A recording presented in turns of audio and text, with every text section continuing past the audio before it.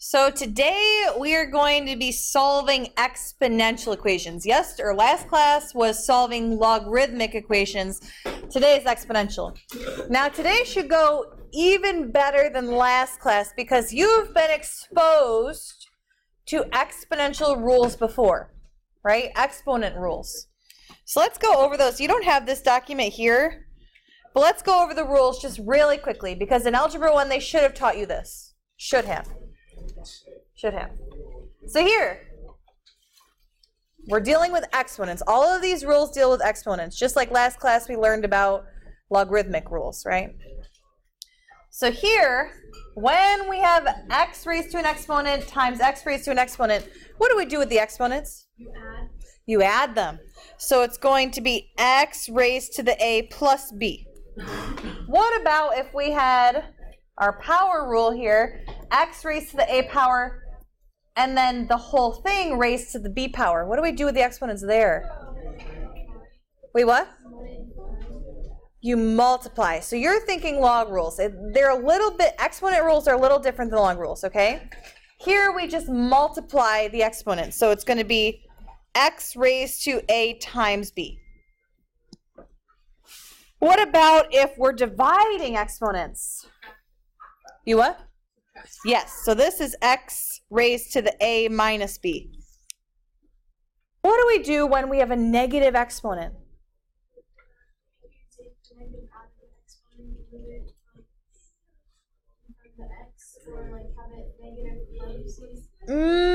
Close.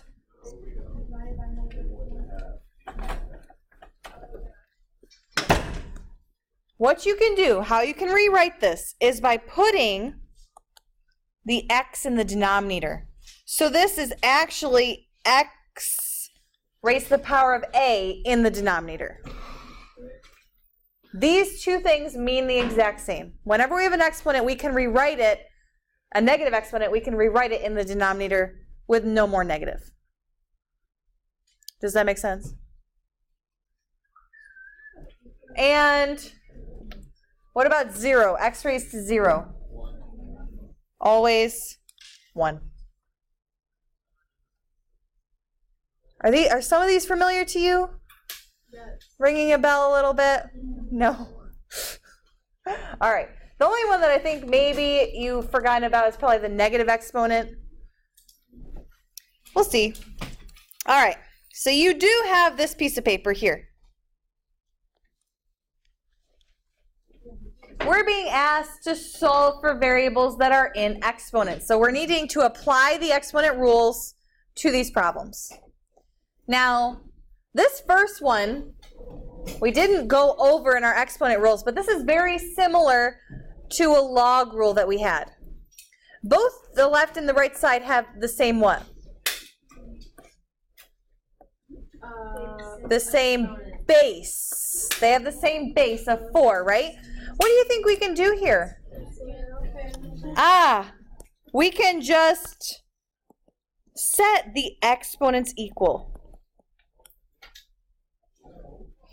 Right? Because in order for these two sides to be equal, the exponents have to be the same thing. So, we divide by 3, and what is p equal to? 1. Easy peasy. P has to be 1.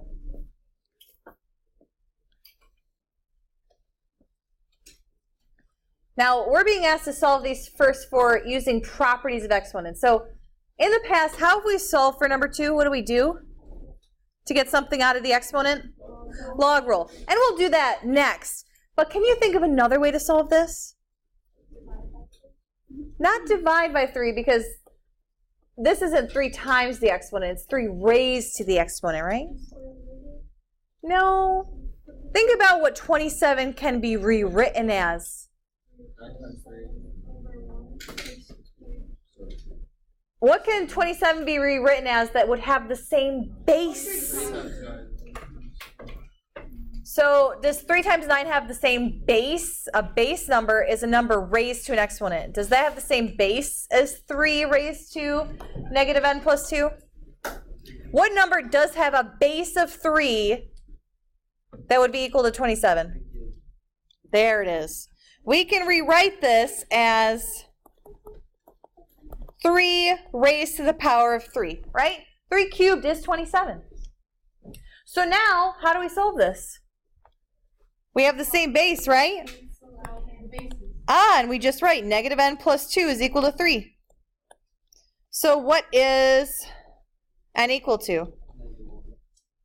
We subtract 2 over, so negative n is equal to 1, divide by 1, negative 1, and n is negative 1.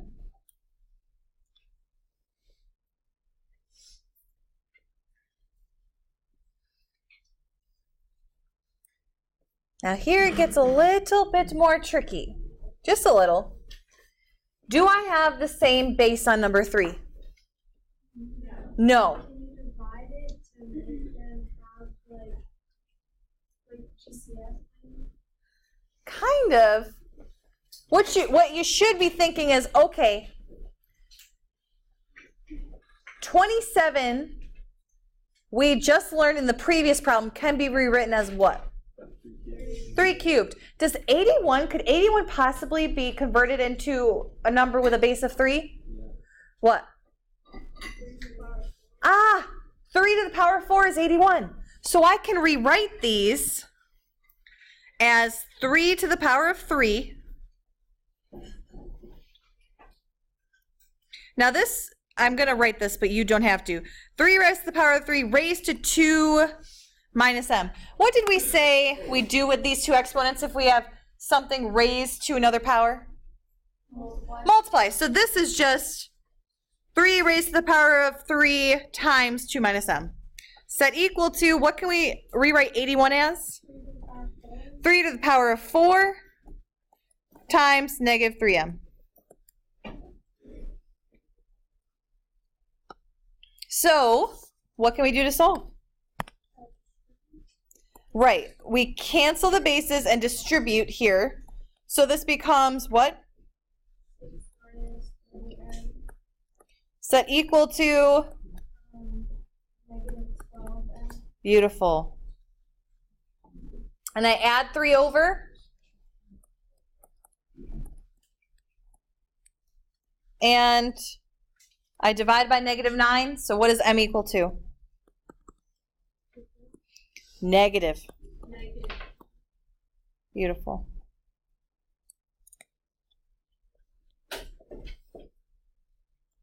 Did I lose anyone? Okay.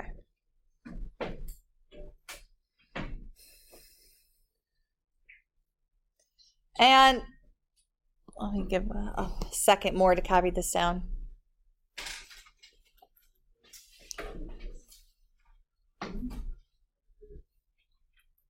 All right. Number 4 is by far the trickiest. Does anyone have any idea what we could do here? Do you put 36 over 6?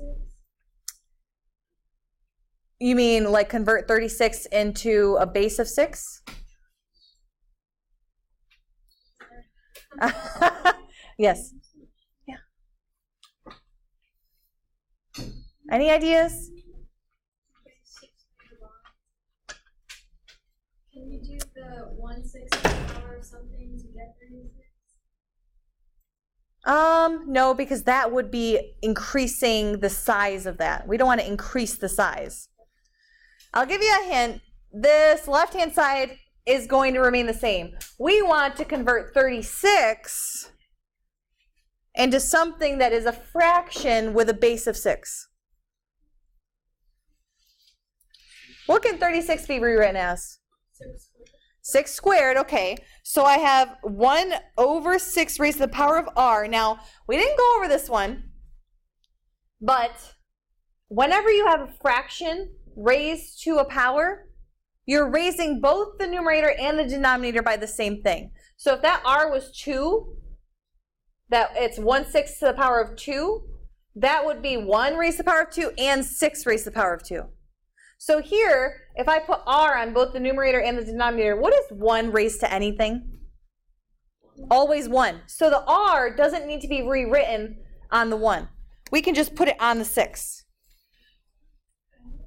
Because 1 raised to anything is always 1, so you don't really need that r there, okay? Then over here, we can rewrite 36 as 6 to the power of 2. Now, what is the only issue with having two sides that look the same? What is the right side not? A fraction. How did we just learn I can make something a fraction when it wasn't before?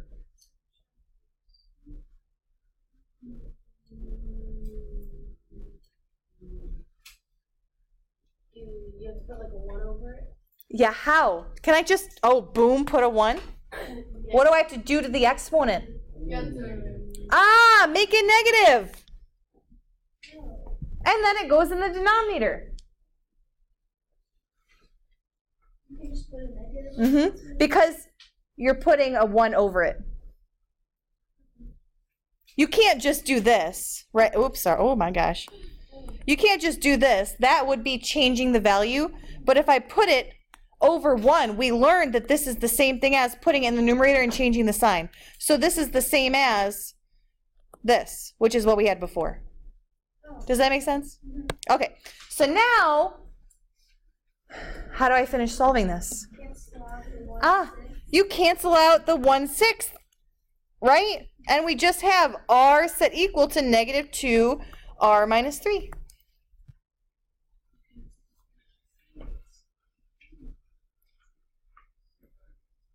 And then we distribute the negative 2 or divide by negative 2. Well, no. I would distribute the negative 2. Add 2 over. And r is 2.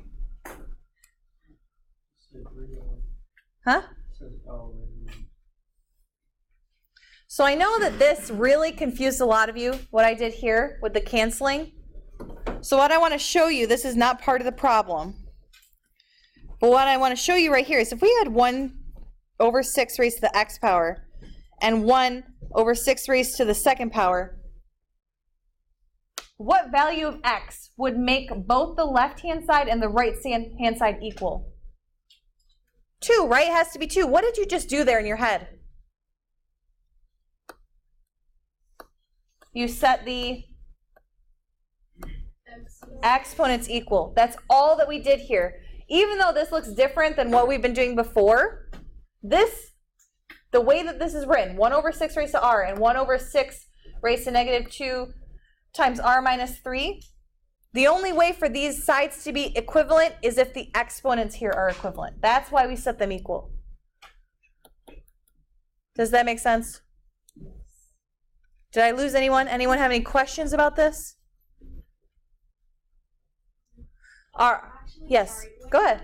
Multiplying, say like it was 2 6, would you have, and then the r was like a 2, when you were multiplying it, would you have to do 2 to this power of 2 and then 6 to the power of 2 and then divide it? Or can you just put 2 6 in the calculator?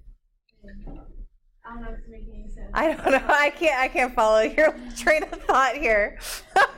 So what are you saying? Like here? Would you have to Here? square the numerator and denominator separately before you divide them? Or Oh, you're saying like if this if this number wasn't a 1, if this number wasn't a 1, you couldn't have done this. Okay. Because if this number was, say, a 2, we would have to leave the r on the 2, and then this number is always 1 to get in the denominator. They wouldn't have been equivalent. We couldn't have done it. Oh, okay. Yeah. Thank you. So it has to be 1. Good question. All right. What I want you guys to do now is, because we have had lots of experience, solving for exponential using logs, I want you to try to solve 5 through 8.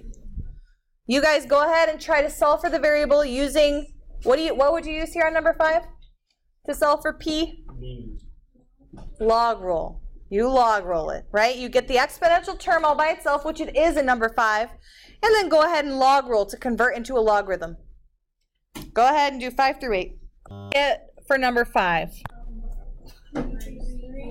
Ah, yes, right? Because you do a log roll to get the p out of the exponent. So you start at 7, roll around, so you should have log base 7 of 343, which we plugged in our calculator and we got a number, 3.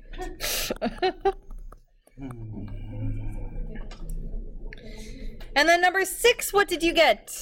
1.14. Yes, 1.14. Again, start with your base, roll around, so it's log base 12 of 17. So we should have gotten 1.14. What'd you get for number 7? -0.37. Yes, that's right. So here, what do we need to do first?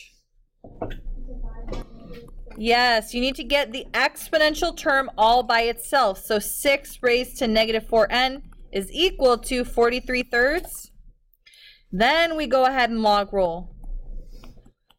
So it should have been log base 6 of 43/3 is equal to -4n, and we have to divide by -4. And we put all that in our calculator, and we should have gotten -0.37. And what about 8? Yes. Is that right? Yep. 7.1. Was it 8? Yeah. So what did we need to do first here? Add 7. Yes, we need to deal with the addition or subtraction first. So we add 7 over, and then what do we do? Divide by 4. Divide by 4, yes.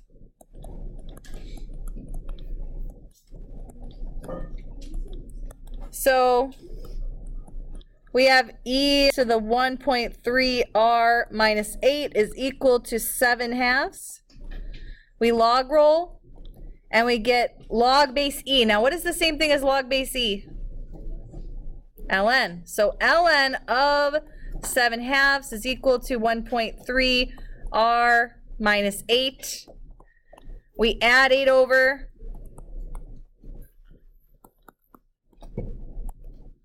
So we get ln, of 7/2 plus 8 is equal to 1.3r. Divide by 1.3 to get the r by itself. And you should have gotten, let me check on my calculator.